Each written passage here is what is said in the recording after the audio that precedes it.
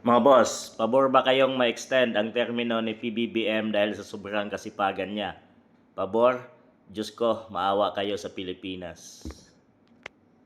Ayun, nagkasakit daw si PBBM dahil sa sobrang kasipagan niya. Yan ang sabi ng kanyang spokesperson na si Auntie Claire Castro, mga boss. So, pabor ba kayong ma-extend pa ang kanyang termino?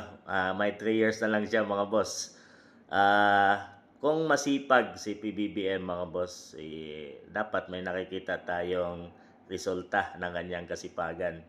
Sinasabing nagkasakit siya dahil sobrang trabaho sa ating bansang Pilipinas. Pero wala tayong nakikitang result. 3 years na siya, walang mga proyekto, walang build projects.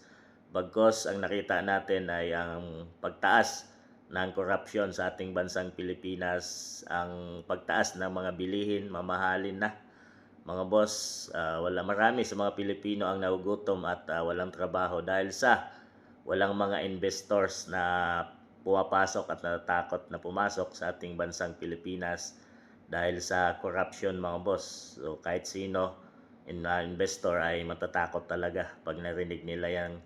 Ganyan ang nangyari sa Pilipinas. Mga turismo humina, mga boss, dahil sa maling pagpapalakad ng mga nasa pamahalaan, mga boss, no? So ganyan.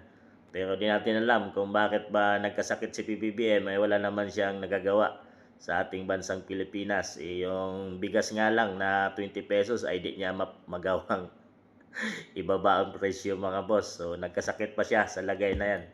At wala naman tayong legacy niya ay ituloy, mag-ribbon cutting, ituloy ang mga nasimulang proyekto ng dating Pangulong Tatay Digong Duterte, mga boss. So yun yung kanyang yun yung kanyang legacy na naiwan ngayon, no, nagawa in 3 years. So, pabor ba kayo na ma-extend o maawa na si PBBM at tama na?